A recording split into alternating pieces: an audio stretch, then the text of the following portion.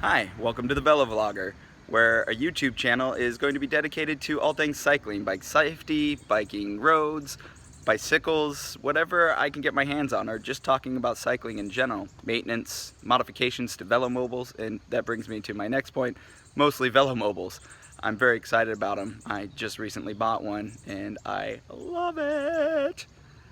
If I can get my hands on more, I will do walkthroughs of those as well. But for now, we'll take a look at the one I own, which is the WAW. So this is the WAW. I've had it for a little over a week and I put over 350 miles on her already. I absolutely love riding around in it. The looks you get in the comments and the questions, it's a lot of fun. It's just brilliant.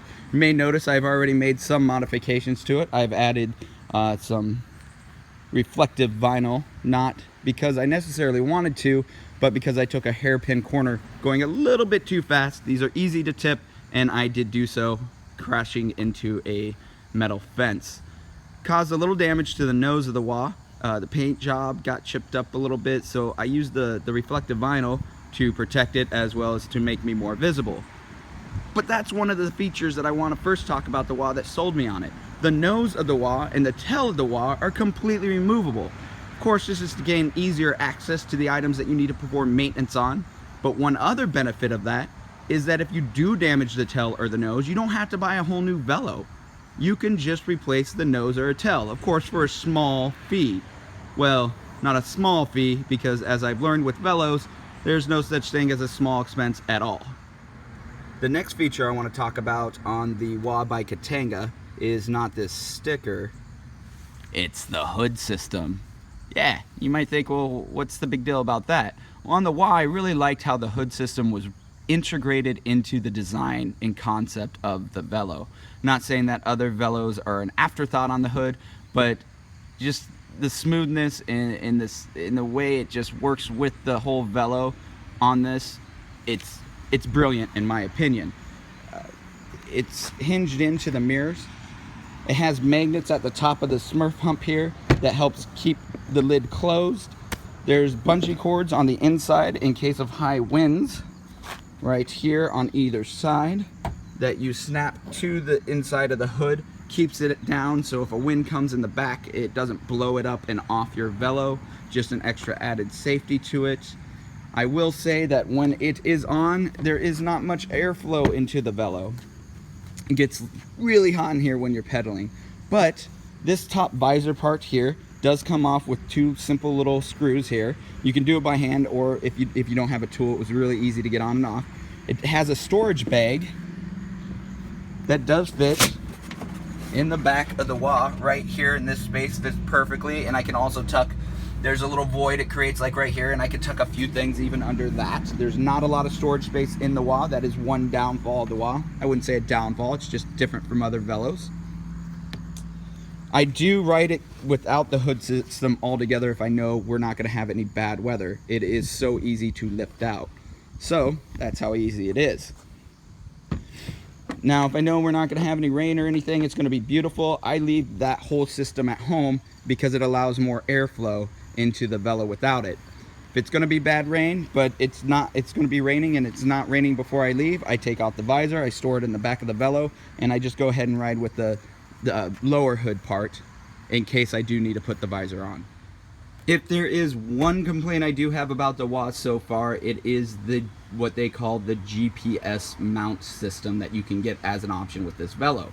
Right now on my mount, I have my computer for the Bafang. I did opt for an electric assist in my velo due to the fact that I ride to work and we don't have showers. This allows me to get to work easily and not be a complete ball of sweat. Anyway, so when I first got this tucked really nicely right up there so you can get it out of the way to get in and out of the velo, and it held up really nicely. But now it loosened up in about, well, less than 3 days of using it, so it just kind of flops around.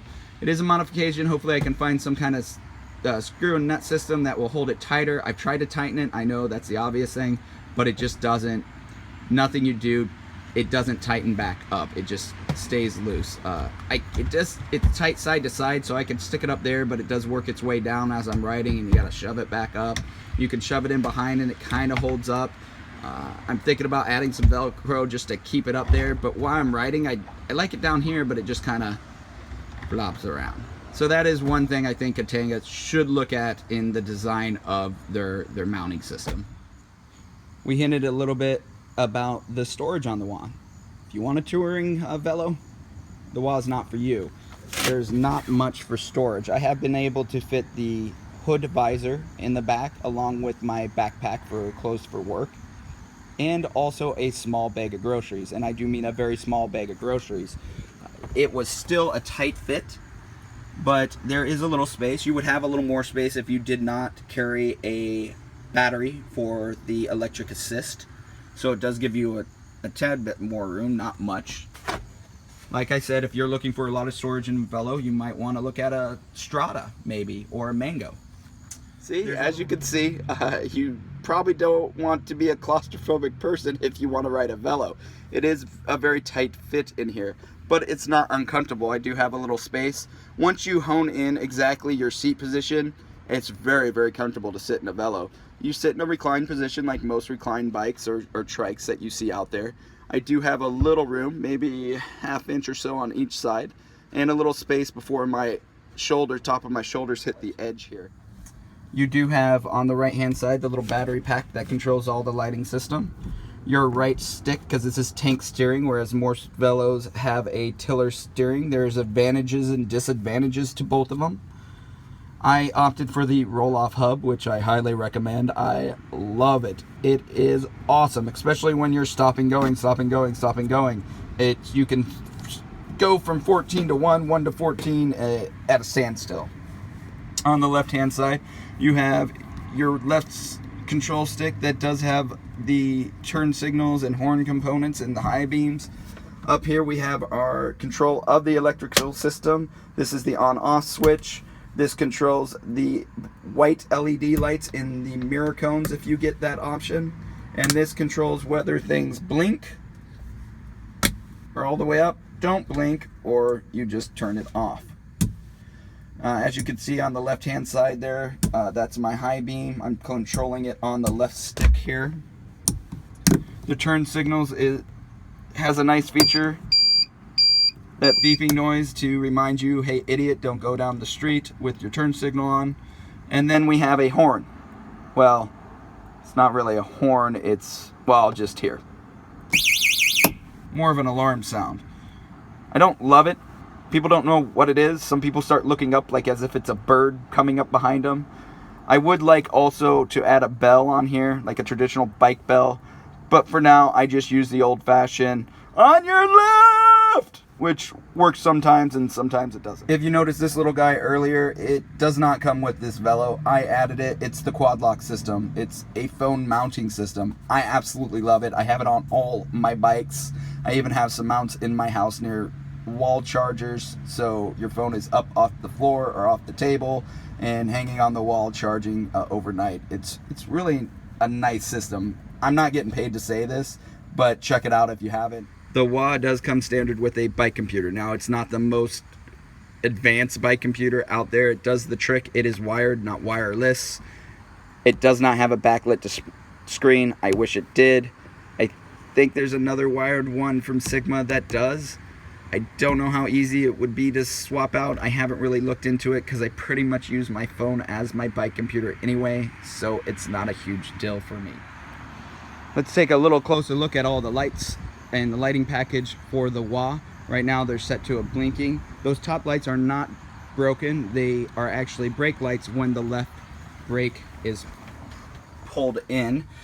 And also here there is a brake locking system to hold the Velo in place, so when you get in and out or park it, it doesn't roll away or roll on you.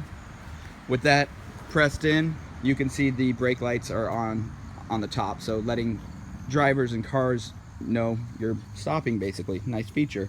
I opted for it's a lift handle or a way to also lock the Velo up. Another one thing I really like about the WAW is the height of the turn signals. It's not down low like on other Velos, but it's up high along the top Smurf hump of the Velo. Turn these on here real quick. As you can see, if you're in a car height, it's a little more noticeable because it's higher up. Because I did opt for the lights in the mirror cone, I do have turn signals up there, and also white LEDs up there. And the front also has turn signals, and that's standard with that lighting package. I personally would recommend adding the lights to the mirror cones. I really like them, just for more visibility when you're riding amongst cars on the roads. On the trails, they're very bright. I don't know the wattage or the power of them, but they do light up the side of the trail really nicely and around you.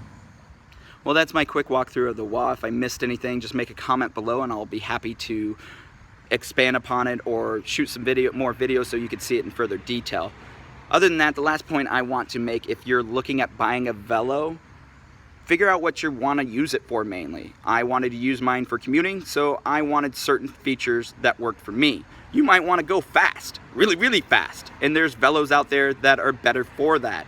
You just need to figure out what you want, and whatever that is, that's what you look for. And there's no right or wrong answer. There's no one Velomobile that's better than the other. I mean, there's ones that are built better than others, but you buy what's gonna work for you. If it's building your own, do that. I've seen so many different Velos out there.